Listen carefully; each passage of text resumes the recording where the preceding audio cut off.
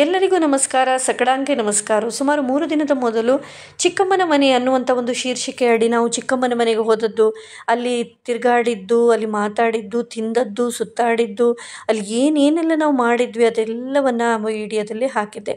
So ಇವತ್ತು ನಾವಲ್ಲಿ 4 ದಿನ ನಿಂತಿದ್ವಿ. ಇವತ್ತು ಉಳಿದ 3 ದಿನ ನಾವು ಏನೇನೆಲ್ಲ ಮಾಡಿದೆವು ಅನ್ನುವಂಥ ಒಂದು ವಿಚಾರದ ಬಗ್ಗೆ ನಿಮಗೆ ತಿಳಿಸ್ಲಿಕ್ಕಾಗಿ ಈ ಒಂದು ವಿಡಿಯೋನ ಮಾಡ್ತಾ ಇದ್ದೇನೆ. ನನ್ನ ಮೊಬೈಲಲ್ಲೇ ಎಲ್ಲ ಇರಲಿಲ್ಲ ವೀಡಿಯೋಸ್, ಅವರದು ಇವರದು ಮೊಬೈಲಲ್ಲೇ ಇತ್ತು. ಅದನ್ನೆಲ್ಲ ಕೇಳಿ ಅವರ ಪಡೆದು ನನ್ನ ಗ್ಯಾಲರಿಯಲ್ಲಿ ಬಂದಾದ ಮೇಲೆ ಅದನ್ನೆಲ್ಲ ಎಡಿಟ್ ಮಾಡಿ ಅದರ ನಂತರ ಇವತ್ತು ಹಾಕುವಾಗ 3 ದಿನದಷ್ಟು ಆಯಿತು. ಸೊ ಅಂತೂ ಇಂತೂ ಈ ಒಂದು ವಿಡಿಯೋ ರೆಡಿ ಆಗಿದೆ.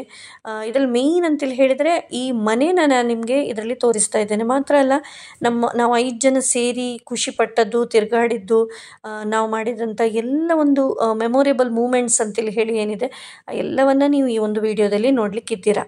ಸ್ಪೆಷಲಿ ನಾನು ಮತ್ತು ನನ್ನ ದೊಡ್ಡ ಅಕ್ಕ ರೂಪಕ್ಕ, ನಾವಿಬ್ಬರು ಪ್ರತಿ ಒಂದು ವಿಡಿಯೋದಲ್ಲಿ ಪ್ರತಿ ಒಂದು ನಿಮಿಷಕ್ಕೊಮ್ಮೊಮ್ಮೆ ನಮ್ಮ ಮುಖ ನಿಮಗೆ ನೋಡಲಿಕ್ಕೆ ಸಿಗ್ತದೆ. ಯಾಕಂತೇಳಿ ಹೇಳಿದರೆ ವಿಡಿಯೋ ಫೋಟೋ ಅಂತೇಳಿ ಹೇಳಿದರೆ ಜಾಸ್ತಿ ಒಂದು ಆಸಕ್ತಿ ನಮಗಿಬ್ಬರಿಗೆ.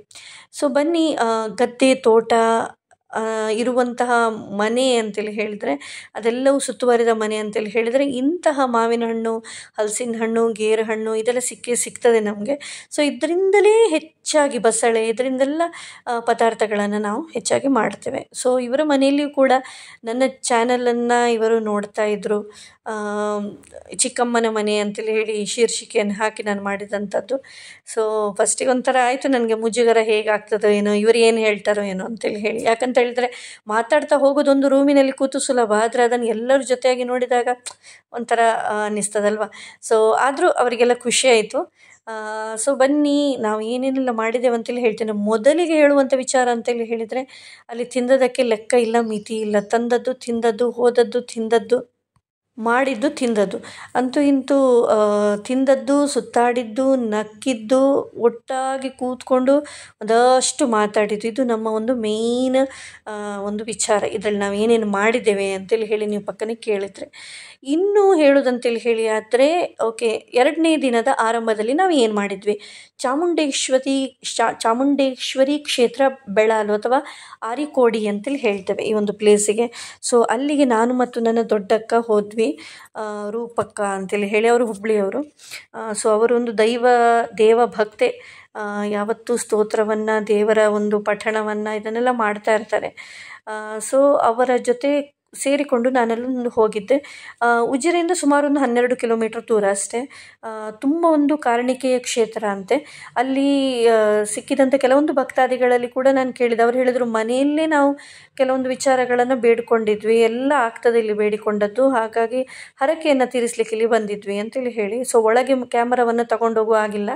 ಸೊ ಹೊರಗೆ ಇಲ್ಲಿನ ಒಂದು ಸುತ್ತಲಿನ ಒಂದು ಪರಿಸರವನ್ನು ನಾನು ನಿಮಗೆ ತೋರಿಸಿದ್ದೇನೆ. ಸೊ ಒಳ್ಳೆಯ ದರ್ಶನ ಆಯಿತು, ಊಟ ಆಯಿತು. ಅದರ ನಂತರ ಅಲ್ಲಿ ಹೊರಗೆ ಒಂದು ಮಜ್ಜಿಗೆ ಅಂಗಡಿ ಅಂತೇಳಿ ಹೇಳಿ ಉಂಟು ನೋಡಿ. ಇದು ಚಿಕ್ಕ ಚಿಕ್ಕ ಗಾಂಧಾರಿ ಮೆಣಸೆಲ್ಲ ಉಂಟಲ್ಲ, ಅದನ್ನು ಹಾಕಿ ಮಾಡುವಂಥ ಮಜ್ಜಿಗೆ, ತುಂಬ ಒಂದು ರಿಫ್ರೆಶಿಂಗ್ ಮತ್ತು ಚಿಲ್ಡಾಗಿ ಸೂಪರ್ ಆಗಿತ್ತು. ಸೊ ಅದನ್ನು ಕುಡಿದು ಮನೆಗೆ ಹೋದ್ವಿ. ಇವತ್ತು ಮನೆಯಲ್ಲಿ ಒಂದು ವಿಶೇಷ ಏನಪ್ಪ ಅಂತೇಳಿ ಹೇಳಿದರೆ, ಇವತ್ತು ನನ್ನ ಚಿಕ್ಕಮ್ಮಂದು ಮತ್ತು ಚಿಕ್ಕಮ್ಮನ ಪುಳ್ಳಿ ಅವರ ಇಬ್ಬರ ಬರ್ಡೇ ಸೆಲೆಬ್ರೇಷನ್ ಇತ್ತು. ಸೊ ಮನೆಗೆ ಹೋದ ಹಾಗೆ ಇವತ್ತು ಗಟ್ಟಿ ಮಲಗುವ ಒಂದು ಆಲೋಚನೆ ಇದ್ದರೂ ಅದನ್ನು ಮಾಡಲಿಲ್ಲ. ಯಾಕಂತೇಳಿ ಹೇಳಿದರೆ ಬಿಸಿಲಿನಿಂದ ಹೋಗಿ ಬರುವಾಗ ಸುಸ್ತಾಗಿತ್ತು ನಮಗೆ ದೇವಸ್ಥಾನಕ್ಕೆ. ಆದರೆ ಸಂಜೆ ಮೇಲೆ ಎಲ್ಲ ಗೆಸ್ಟ್ ಎಲ್ಲ ಬರ್ತಾರೆ ಅಂತೇಳಿ ಹೇಳಿ ಆ ಒಂದು ಪ್ಲ್ಯಾನನ್ನು ನಾನು ಬಿಟ್ಟೆ. ಸೊ ಈಗ ನಾನು ನಿಮಗೆ ಇವರ ಮನೆಯನ್ನು ತೋರಿಸ್ತಾ ಇದ್ದೇನೆ ಕೂಲಂಕುಷವಾಗಿ. ಮೊದಲಿನ ಗುತ್ತದ ಮನೆ ಅಥವಾ ಚೌಕುಮಲ್ಲೆ ಘರ ಅಂತೇಳಿ ಹೇಳ್ತಾರೆ ನಮ್ಮ ಕೊಂಕಣಿಯಲ್ಲಿ. ಸೊ ಆ ರೀತಿಯ ಒಂದು ಮನೆ, ಕಂಬದ ಕಲಾಕೃತಿಯನ್ನು ನೀವು ನೋಡ್ಬೋದು. ಅದೇ ರೀತಿ ಕಲ್ಲಿನ ಕಂಬ, ಈ ಮರದ ಕಂಬ ಅದೆಲ್ಲವೂ ಇದೆ. ಒಂದು ಕಂಬಾಟವನ್ನು ಆಡ್ಬೋದು ಇಲ್ಲಿ ಬಂದು, ಆ ರೀತಿ ಉಂಟು. ಈ ತುಳಸಿ ಉಂಟಲ್ವ, ಇದು ಕೂಡ ಹಾಗೆ ತುಂಬ ಒಂದು ಚಂದದ್ದು. ಇದರ ಮೇಲ್ಗಡೆ ಈ ಛಾವಣಿ ಏನಿದೆ ಈ ರೀತಿ ಓಪನ್ ಆಗಿದೆ. ಇಲ್ಲಿ ಹಪ್ಪಳ, ಸಂಡಿಗೆ ಇದನ್ನು ಕೂಡ ಹಾಕ್ಬೋದು. ಮಳೆಗಾಲದ ಸಮಯದಲ್ಲಿ ಮಳೆಯನ್ನು ಒಳಗೆ ಕೂತ್ಕೊಂಡೇ, ಈ ಜೋಕಾಲಿಯೆಲ್ಲ ಹಾಕಿದ ಅದರಲ್ಲಿ ಕೂತ್ಕೊಂಡೇ ಈ ಮಳೆಗಾಲವನ್ನು ಕೂಡ ಸವಿಬಹುದು. ಚಂದದ ಮನೆ. ಆದರೆ ಇದರಲ್ಲಿ ಒಂದು ಏನಪ್ಪ ಅಂತೇಳಿ ಹೇಳಿದರೆ, ತುಂಬ ಜನ ಇದ್ದರೆ ಗಮ್ಮತ್ತು ಈ ಮನೆಯಲ್ಲಿ. ಆಡಿಕೊಂಡು ಓಡಾಡಿಕೊಂಡು ಮಕ್ಕಳೆಲ್ಲ ಇದ್ದರೆ ನೋಡಲಿಕ್ಕೆ ಭಾರಿ ಚಂದ.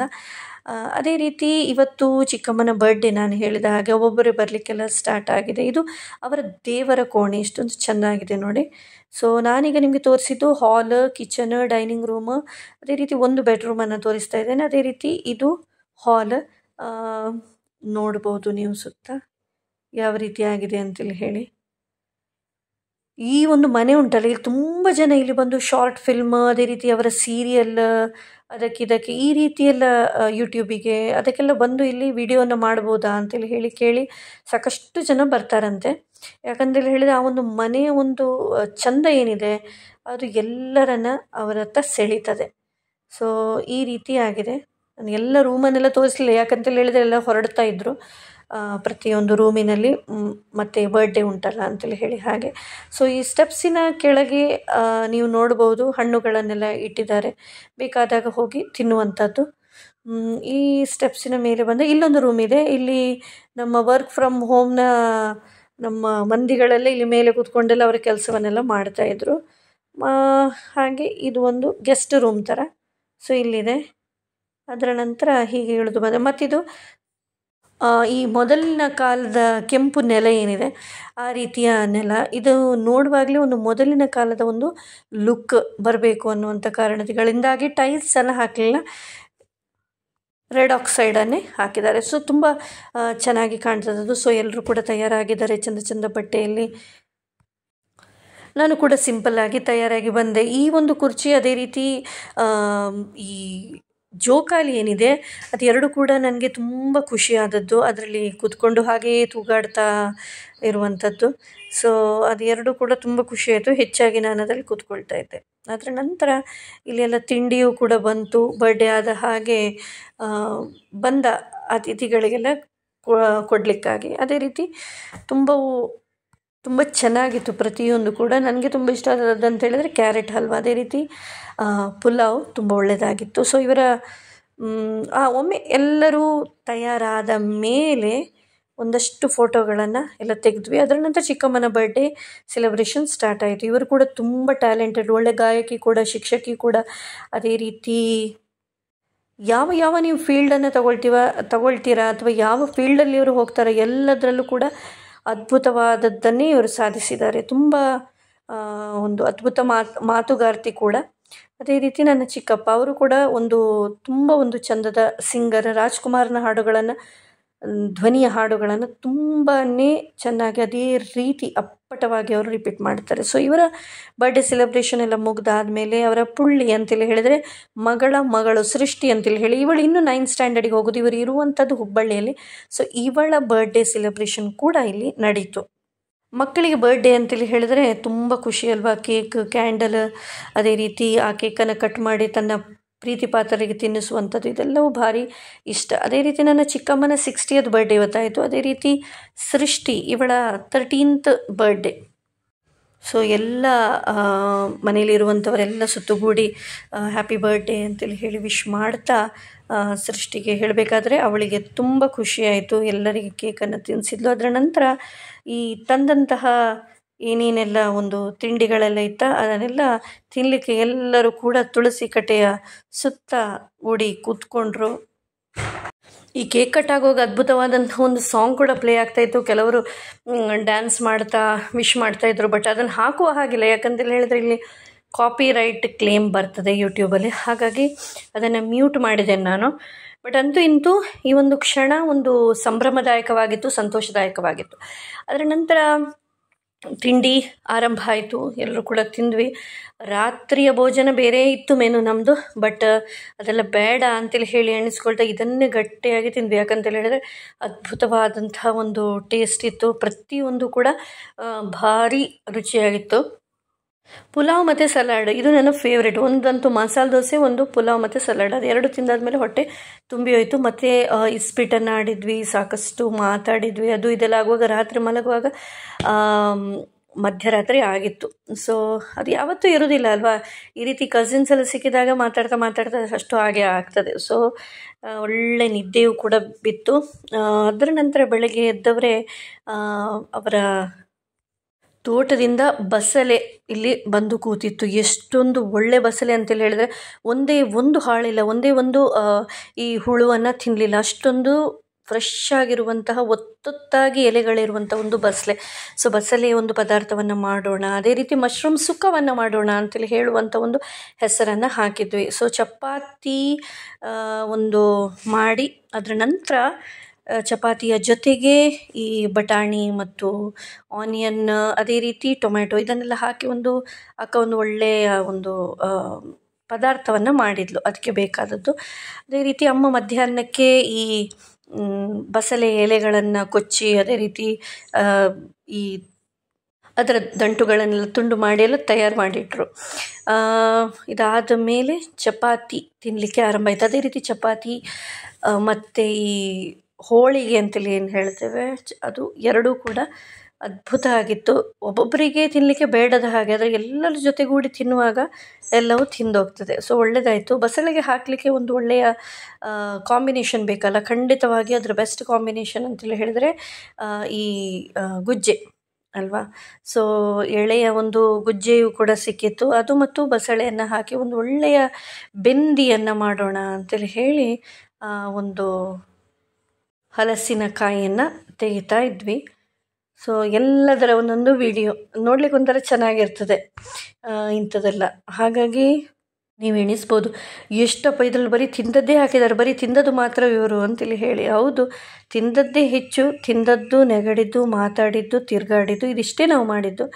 ಸೊ ಈ ನೋಡಿ ಅವರ ತೋಟದಲ್ಲಿ ಬೆಳೆದಂತಹ ಒಂದು ಕರಿಬೇವು ಅದನ್ನು ನಾನು ಹೋಗಿ ತೆಗೆದೆ. ಅದೇ ರೀತಿ ಒಬ್ಬೊಬ್ಬರು ಒಂದೊಂದು ಜವಾಬ್ದಾರಿಲಿದ್ದರು. ಒಬ್ಬರು ತೆಂಗಿನ ಕಾಯನ್ನು ತುರಿತಾ ಇದ್ದರು, ಒಬ್ಬರು ತರಕಾರಿಯನ್ನು ಹಚ್ತಾ ಇದ್ದರು, ಒಬ್ಬರು ಈ ಮಸಾಲೆಯನ್ನು ಹುರಿತಾ ಇದ್ದರು. ನಾನು ಹೋಗಿ ಕರಿಬೇವನ್ನು ತಗೊಂಡು ಬಂದೆ. ಹೀಗೆ ಒಬ್ಬೊಬ್ಬರು ಒಂದೊಂದು ಕೆಲಸದಲ್ಲಿ ಇದ್ದರು. ಸೊ ಅದರ ನಂತರ ಇವತ್ತು ಏನಪ್ಪ ಅಂತೇಳಿ ಹೇಳಿದರೆ ಒಂದು ಸಾಹಸವನ್ನು ಮಾಡೋಣ ಅಂತೇಳಿ ಹೇಳಿ ಹೊರಟಿದ್ದೇವೆ. ಸಾಹಸ ಅಂತೇಳಿ ಹೇಳಿದರೆ ಯಾವುದೇ ಬೆಟ್ಟವನ್ನು ಗುಡ್ಡವನ್ನು ಹತ್ತುವಂಥದ್ದಲ್ಲ. ಈ ಅಡಿಗೆ ಕಲ್ಲು ಏನಿದೆ, ಕಡಿಯುವ ಕಲ್ಲು, ಅದರಲ್ಲಿ ಅರಿವ ಅಂತೇಳಿ ಹೇಳಿ. ಸೊ ಮಸಾಲೆನ ಇದಕ್ಕೆ ಬೇಕಲ್ವಾ, ಪದಾರ್ಥಕ್ಕೆ ಬೇಕಾದದನ್ನು ಗ್ರೈಂಡರಲ್ಲಿ ಕಡಿದು ಅದೇ ರೀತಿ ಈ ಮಶ್ರೂಮ್ ಸುಕ್ಕ ಏನಿದೆ ಅದರ ಮಸಾಲೆಯನ್ನು ಈ ಕಡಿಯುವ ಕಲ್ಲಿನಲ್ಲಿ ಕಡಿಯೋಣ ಅಂತೇಳಿ ಹೇಳಿ ನಾವು ಆ ಒಂದು ಸಾಹಸಕ್ಕೆ ಕೈಯನ್ನು ಹಾಕಿದೆವು. ಸೊ ನನ್ನ ದೊಡ್ಡ ಅಕ್ಕನಿಂದ ಆರಂಭಿಸಿ ಒಬ್ಬೊಬ್ಬರೇ ಕೂತು ನಾವು ಇದನ್ನು ಮಾಡಲಿಕ್ಕೆ ಹೋದೆವು.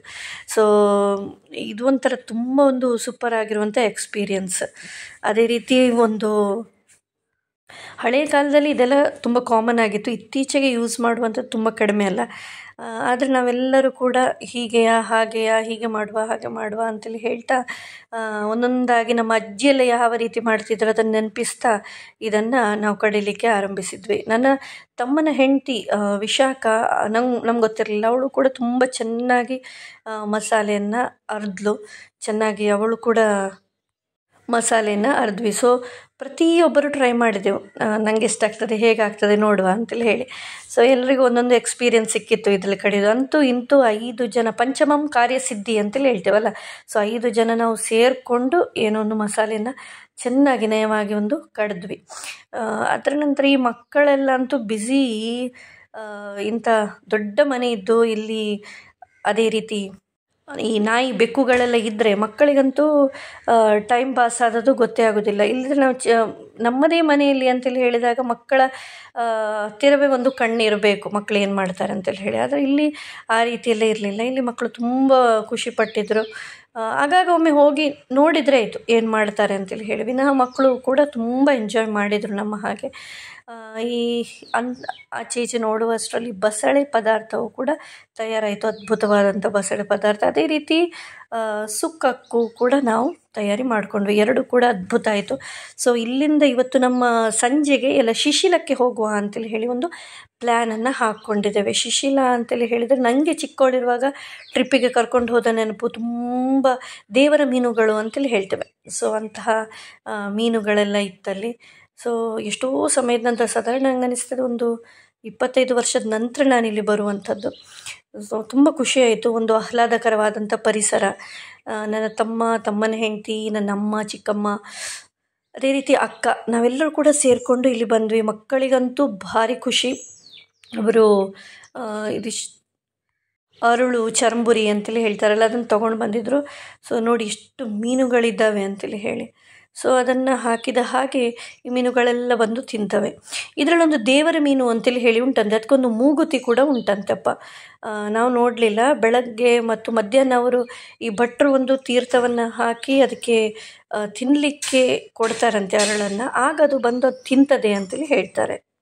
ಈ ಸಂದರ್ಭದಲ್ಲಿ ಈ ಮಕ್ಕಳ ಒಂದು ಖುಷಿಗೆ ಪಾರವೇ ಇರಲಿಲ್ಲ. ನಾನು ಹಾಕ್ತೇನೆ ಅಂತೇಳಿ ಹೇಳಿ. ಇಲ್ಲಿ ಒಂದು ತೂಗು ಸೇತುವೆ ಕೂಡ ಇತ್ತು. ಆ ತೂಗು ಸೇತುವೆಯ ಮಧ್ಯದಲ್ಲಿ ನಾವು ಬಂದು ನಿಂತು ಈ ಒಂದು ಅರಳನ್ನು ಹಾಕ್ತಾ ಇದ್ವಿ. ಈ ಶಿಶಿಲೇಶ್ವರ ದೇವಸ್ಥಾನದಲ್ಲಿ ಒಂದು ದೊಡ್ಡ ಈಶ್ವರನ ಲಿಂಗ ಇದೆ. ಅದು ಕೂಡ ತುಂಬ ಕಾರಣಿಕದ್ದು, ತುಂಬ ಒಂದು ಹೆಸರಾಂತ ಪ್ರಖ್ಯಾತ, ಅದೇ ರೀತಿ ತುಂಬ ಹಳೆಯ ಪುರಾತನವಾದಂಥ ಒಂದು ಮಂದಿರ. ಸೊ ಇಲ್ಲೂ ಕೂಡ ಬಹಳಷ್ಟು ಒಂದು ಪ್ರವಾಸಿಗರು ಇದನ್ನೆಲ್ಲ ನೋಡಲಿಕ್ಕೆ ಬರ್ತಾರೆ. ಇದರಲ್ಲಿ ವಿಶೇಷವಾಗಿ ನಮ್ಮ ಕಣ್ಣು ಸೆಳೆಯುವಂಥದ್ದು ಈ ಮೀನಿನ ರಾಶಿ, ದೇವರ ಮೀನು ಅಂತೇಳಿ ಹೇಳ್ತೇವೆ ಇದಕ್ಕೆ ನಾವು. ಸೊ ತುಂಬ ಖುಷಿಯಾಯಿತು ನಮಗೆ ಮಕ್ಕಳಿಗೆ. ಸಂಜೆಯ ವಾತಾವರಣ ಅಲ್ಲ, ಸಂಜೆ ಬಂದು ಇದನ್ನೆಲ್ಲ ನೋಡುವಂಥದ್ದು, ಇದರ ಜೊತೆ ಒಂದಷ್ಟು ಸಮಯವನ್ನು ಕಳೆಯುವಂಥದ್ದು, ಆ ದೇವರ ಸುತ್ತಲಿನ ಒಂದು ಪರಿಸರ, ಅದೆಲ್ಲವೂ ಕೂಡ ಒಂದು ಸಂಜೆಯ ಸಮಯ ಕಳೀಲಿಕ್ಕೆ ಒಂದು ಸೂಕ್ತವಾದಂತಹ ಒಂದು ಪ್ರದೇಶ ಅಂತೇಳಿ ಹೇಳ್ಬೋದು. ಸೊ ಇದಕ್ಕೆ ಶಿಶಿಲೇಶ್ವರ ದೇವಸ್ಥಾನ ಅಂತೇಳಿ ಹೇಳ್ತೇವೆ. ಇಲ್ಲಿ ನೋಡಿ ಎಷ್ಟೊಂದು ಪಕ್ಷಿಗಳು ಕೂಡ ಬಂದು ವಾಸವಾಗಿದೆ. ಇದನ್ನೆಲ್ಲ ನೋಡಲಿಕ್ಕೆ ಈ ಮೊಬೈಲಲ್ಲಿಗಿಂತ ಅಲ್ಲೇ ಹೋಗಿ ನೋಡುವಂಥದ್ದು ಭಾರಿ ಚಂದ. ಸೊ ಉಜಿರೆಯ ಸುತ್ತಮುತ್ತ ಸಾಕಷ್ಟು ದೇವಸ್ಥಾನಗಳೆಲ್ಲ ಇದೆ. ಸೊ ಅದನ್ನು ಖಂಡಿತವಾಗಿಯೂ ನೀವು ನೋಡಬಹುದು ಹೋಗಿ. ಹಾಗೆ ದೇವಸ್ಥಾನದಿಂದ ಬಂದ್ವಿ. ಅದರ ನಂತರ ಮರುದಿನ ಒಂದು ಸಜ್ಜಿಗೆ ಅವಲಕ್ಕಿಯನ್ನು ಮಾಡುವ ಅಂತೇಳಿ ಹೇಳಿ ಹೊರಟ್ವಿ. ಸೊ ಸಜ್ಜಿಗೆ ಅವಲಕ್ಕಿಯನ್ನು ಮಾಡಲಿಕ್ಕೆ ತೆಂಗಿನಕಾಯಲ್ಲಿ ಇರಲಿಲ್ಲ. ಸೊ ಸುತ್ತ ಹುಡುಕುವಾಗ ನಮ್ಮ ತೋಟ ಗದ್ದೆ ಅಂತೇಳಿ ಹೇಳುವಾಗ ಒಂದಷ್ಟು ಮರಗಳೆಲ್ಲ ಇರ್ತದಲ್ಲ, ಸೊ ತೆಂಗಿನಕಾಯಿಯು ಸಿಕ್ಕಿತು. ಸೊ ಅದರ ಸಿಪ್ಪೆನೆಲ್ಲ ನಾನು ಸುಲಿದೆ. ಇದೊಂದು ನನಗೆ ಭಾರಿ ಖುಷಿಯಾಗುವಂಥದ್ದು, ಸುಲಂಗಿಯಲ್ಲಿ ಇದನ್ನು ತೆಗಿಲಿಕ್ಕೆ. ಅದರ ನಂತರ ಈ ಬೆಳಗ್ಗಿನ ಉಪಹಾರದ ವ್ಯವಸ್ಥೆ ಎಲ್ಲ ಆರಂಭ ಆಯಿತು, ತಯಾರಿಗಳು. ಅದೇ ರೀತಿ ಇವತ್ತೆಲ್ಲವೂ ಕೂಡ ಹಳ್ಳಿಯಲ್ಲಿ ಯಾವ ರೀತಿ ತಿಂತಾರೆ ಅದೇ ರೀತಿ ಈ ಎಲೆಗಳನ್ನು ಕೂಡ ಒರೆಸಿ ಅಮ್ಮ ಎಲ್ಲ ಚೆಂದ ಮಾಡಿ ಎಲ್ಲ ಇಟ್ಟರು. ಆ ಎಲೆಗಳೆಲ್ಲ ತಿಂದ್ವಿ ನಾವು. ಈ ಬಡಿಸಿಕೊಂಡು ತಿನ್ನುವಂಥದ್ದು ರುಚಿಯೇ ಬೇರೆ. ಅದರ ನಂತರ ಬೇರೆ ಬೇರೆ ಹಣ್ಣುಗಳು ಕೂಡ ಸಿಕ್ಕಿತ್ತು. ಸೊ ಆ ಹಣ್ಣುಗಳನ್ನು ತೆಗೆದ್ವಿ. ಅದಾದಮೇಲೆ ಒಂದಷ್ಟು ಮಾತಾಡಿ ಕೂತ್ವಿ. ಅದರ ನಂತರ ಇಲ್ಲೇ ಉಜಿರೆಯ ಹತ್ತಿರ, ಉಜಿರೆಯಿಂದ ಒಂದು 4 ಕಿಲೋಮೀಟ್ರ್ ಅಷ್ಟೇ, ಸುರಿಯ ಅನ್ನುವಂಥ ಒಂದು ಪ್ಲೇಸ್. ಸೂರ್ಯ ಅಲ್ಲ, ನಾವು ಇಷ್ಟೋ ತನಕ ಸೂರ್ಯ ಅಂತೇಳಿ ಹೇಳಿ ಎಣಿಸಿದ್ದು, ಸುರಿಯ, SURIYA, ಸುರಿಯ. ಸೊ ಅಲ್ಲಿ ಒಂದು ಪ್ಲೇಸ್ ಇದೆ. ಇಲ್ಲಿ ಏನಪ್ಪ ಅಂತೇಳಿ ಹೇಳಿದರೆ ಎಲ್ಲ ಹರಕೆ ಅಂತೇಳಿ ಹೇಳಿದರೆ ಮಣ್ಣಿನ ಒಂದು ವಸ್ತುಗಳ ಒಂದು ಹರಕೆಯನ್ನು ಹೇಳಿಕೊಳ್ಳುವಂಥದ್ದು ಇಲ್ಲಿ ನೀವು ನೋಡ್ಬೋದು. ಸೊ ನಮಗೆ ಏನು ಬೇಕಾ ನಾವು ಅದನ್ನು ಕೇಳಿಕೊಳ್ಳುವಂಥದ್ದು ದೇವರ ಹತ್ರ. ಅದು ಆದರೆ ನಾವು ಏನು ಕೇಳ್ಕೊಳ್ತೇವ ಅದನ್ನು ಮಣ್ಣಿನ ರೂಪದಲ್ಲಿ ದೇವರಿಗೆ ಕೊಡುವಂಥದ್ದು. ಓಕೆ, ಇದು ಸದಾಶಿವ ರುದ್ರ ದೇವಸ್ಥಾನ ಅಂತೇಳಿ ಹೇಳ್ತೇವೆ ಇದಕ್ಕೆ. ಸದಾಶಿವ ರುದ್ರ ದೇವಸ್ಥಾನ ಸುರಿಯ ಅನ್ನುವಂಥ ಒಂದು ಪ್ಲೇಸ್ ಉಜಿರೆಯ ಹತ್ತಿರ ಇದೆ. ಗೊತ್ತಿರ್ಬೋದು ಹೆಚ್ಚಿನವರಿಗೆ, ತುಂಬ ಫೇಮಸ್ ಇದು. ಸೊ ಇಲ್ಲೆಲ್ಲ ಸುತ್ತಾಡಿಕೊಂಡು ಬಂದ್ವಿ. ಇದೆಲ್ಲ ಆಗುವಾಗ ನಮ್ಮ 3 ದಿನಗಳು ಇಲ್ಲಿ ಮುಕ್ತಾಯ ಆಯಿತು. ತುಂಬ ಖುಷಿಪಟ್ವಿ ನಾವು. ಸೊ ಹೊರಡುವ ಸಮಯ ಬಂತು. ಸೊ ಅಕ್ಕನ ಒಂದು ಕಾರು ಹೊರಟಿತು, ಅದೇ ರೀತಿ ತಮ್ಮನ ಕಾರು, 2 ಕಾರಿನಲ್ಲಿ ನಾವೆಲ್ಲರೂ ಕೂಡ ಕೂತು ಹೊರಟ್ವಿ. ಸೊ ಇಂತಹ ಒಂದು ಭೇಟಿಯನ್ನು ಆಗಾಗ ಮಾಡುವ ಅಂತೇಳಿ ಹೇಳಿ ಪರಸ್ಪರ ಹೇಳ್ತಾ ನಾವು ಶೀಘ್ರದಲ್ಲೇ ಮತ್ತೊಮ್ಮೆ ಸಿಗುವ ಅಂತೇಳಿ ಹೇಳ್ತಾ ನಮ್ಮ ಮನೆಗಳಿಗೆ ತೆರಳಿದೆವು.